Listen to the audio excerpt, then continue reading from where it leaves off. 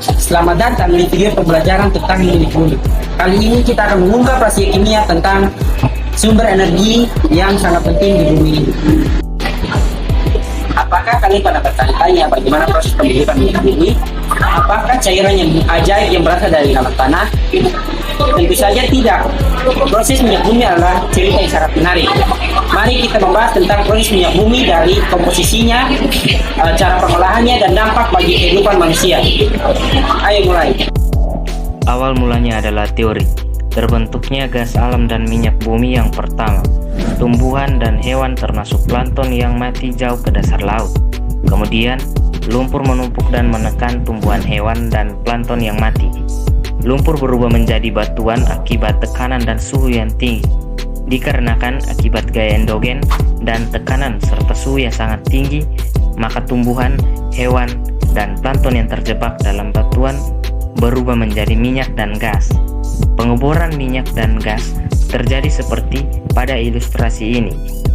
Jadi dilakukan pengeboran untuk mengambil minyak bumi untuk kebutuhan manusia. Komposisi minyak bumi. Dalam minyak bumi, penyusun utamanya adalah hidrokarbon, terutama alkana, psikoalkana, dan senyawa aromatis. Namun, terdapat komponen penyusun lainnya, yaitu yang pertama, senyawa belerang, dengan jumlah presentasinya 0,1-7%. Contohnya, tiolkana dan alkanatiol. Yang kedua, senyawa nitrogen dengan jumlah persentasenya 0,01-0,9%. Contohnya pirol. Yang ketiga, senyawa oksigen dengan jumlah persentasenya 0,01-0,4%. Contohnya asam karboksilat. Yang keempat, organologam dengan jumlah persentasenya sangat kecil. Contohnya senyawa logam nikel. Jadi kesimpulannya, minyak bumi terdiri dari 90-97% senyawa hidrokarbon, terutama alkana. Sisanya sikloalkana, alkena, dan hidrokarbon aromatis atau benzena, dengan sedikit mengandung oksigen, nitrogen, ataupun belerang. Proses dan pengolahan minyak bumi. Minyak yang masih berupa minyak mentah berwarna hitam pekat, sehingga diperlukan proses lanjutan untuk pengolahan minyak mentah menjadi minyak yang siap digunakan. Proses lanjutan setelah minyak mentah diambil dari sumber pengeboran, minyak selanjutnya diolah. Pengolahan minyak mentah ini melalui dua tahap. Yang pertama, primary processing atau tahap pertama, dan secondary processing atau tahap kedua.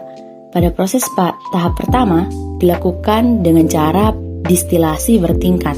Destilasi bertingkat adalah pemisahan fraksi-fraksi minyak bumi berdasarkan perbedaan titik didihnya.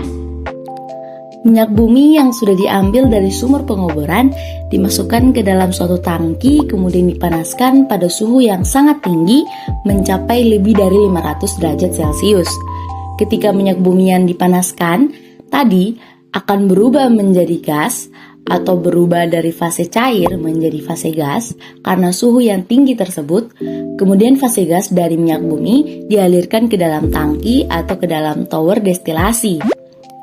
Nah, tower destilasi terdiri dari suhu yang berbeda nih. Yang paling bawah suhunya paling tinggi, mencapai 500 derajat Celcius.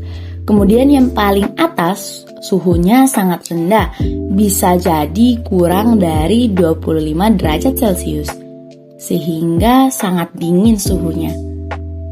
Nah, ketika minyak bumi dalam fase gas tadi dialirkan ke dalam suatu tangki destilasi atau tower destilasi, contohnya dalam minyak bumi, ada pelumas dan bensin pada suhu 350 derajat Celcius. Pelumas dalam fase gas mulai mengembun atau sehingga dia mulai mencair nih. Nah, yang cair adalah yang berwarna kuning tua atau di sini warnanya hampir coklat. Ini menunjukkan pelumas atau oli mengembun di sini. Tapi untuk yang berwarna biru adalah fase gas minyak bumi yang titik didihnya lebih kecil. Misalkan di sini bensin. Ini pada suhu 350 derajat Celcius, bensin masih dalam bentuk gas, maka bensin yang dalam bentuk gas ini masih lanjut ke atas lagi. Masih lanjut ke tower bagian atas lagi yang suhunya lebih rendah lagi. Maka dalam tangki destilasi ada lubang-lubang kecil untuk mengalirkan uap sehingga mampu mencapai ke bagian puncak dari tower ini. Sehingga dengan begitu, yang fasenya sudah mengembun atau mencair itu akan dialirkan melalui pipa-pipa sesuai dengan titik didihnya masing-masing sehingga ini terpisah berdasarkan titik didih dari minyak bumi. Ini adalah proses tahap pertama. Jadi sesuai dengan titik didihnya menghasilkan hasil dari pengolahan tersebut. Nah, pada suhu kurang dari 25 derajat Celcius menghasilkan bahan bakar LPG. Pada suhu 25-60 derajat Celcius menghasilkan bensin. Pada 60 derajat Celcius sampai 180 Celcius menghasilkan bahan baku untuk zat kimia lainnya. Dari 180 sampai 220 derajat Celcius bahan bakar zat, minyak tanah, dan pelarut. 120 sampai 250 derajat Celcius menghasilkan bahan bakar mesin diesel.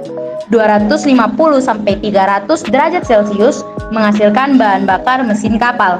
Dari 300 sampai 350 derajat Celcius menghasilkan minyak pelumas atau oli. Nah, yang paling terakhir, yang paling tinggi suhunya yaitu lebih dari 350 derajat Celcius menghasilkan aspal. Tahap kedua ada proses perekahan atau cracking. Nah, proses cracking adalah proses pemecahan hidrokarbon molekul ukuran besar menjadi molekul ukuran kecil. Selanjutnya ada reformasi, yaitu perubahan struktur, ada alkilasi, pembentukan alkil, ada polimerisasi, penggabungan rantai karbon. Yang terakhir ada treating, yaitu pembersihan kontaminan atau pengotor yang terjadi pada proses sebelumnya. Dan mutu bensin. Nah, bensin itu dibagi menjadi beberapa jenis, yaitu premium, pertalite, pertamax, dan pertamax turbo. Angka oktannya masing-masing premium 88, pertalite 90, pertamax 92, dan pertamax turbo 98. Nah, angka oktan sendiri adalah angka yang menunjukkan mutu bensin. Jadi semakin tinggi angka oktan, semakin bagus bensinnya. Dan yang kedua, ketukan atau knoki mesin semakin kecil, jadi mesin semakin awet. Cara menentukan angka oktan bisa dilihat berdasarkan isooktana dan enheptana. Nah, angka oktan dari isooktana adalah 100 dan enheptana adalah 0. Jadi, contohnya adalah pertamax turbo angka oktannya 98, berarti 98% mengandung isooktana dan 2%-nya mengandung enheptana. Kebutuhan energi di dunia masih banyak bergantung pada bahan bakar minyak, terutama untuk kebutuhan industri, transportasi, dan rumah tangga. Penggunaan bahan bakar fosil atau minyak dan batu bara akan menghasilkan sisa pembakaran yang dapat menimbulkan masalah lingkungan.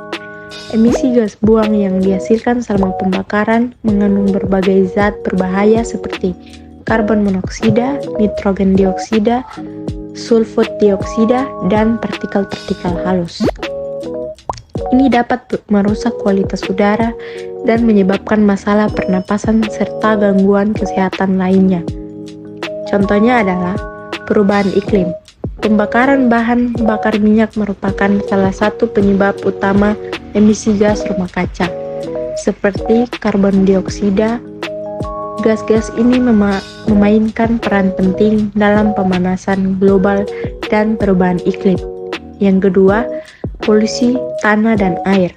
Aktivitas terkait dengan eksploitasi dan pengangkutan bahan bakar minyak sering mengakibatkan tumpahan minyak yang dapat mencemari tanah dan air. Ini berdampak negatif pada ekosistem perairan dan kehidupan laut. Yang ketiga adalah gangguan kesehatan.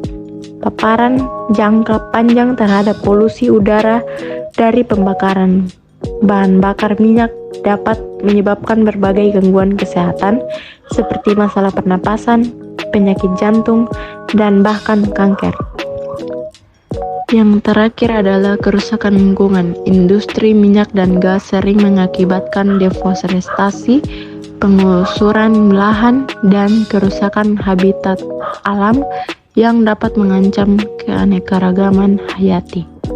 Sekarang kita telah mengungkap rahasia kimia di balik proses minyak bumi yang merupakan salah satu sumber energi bagi kita.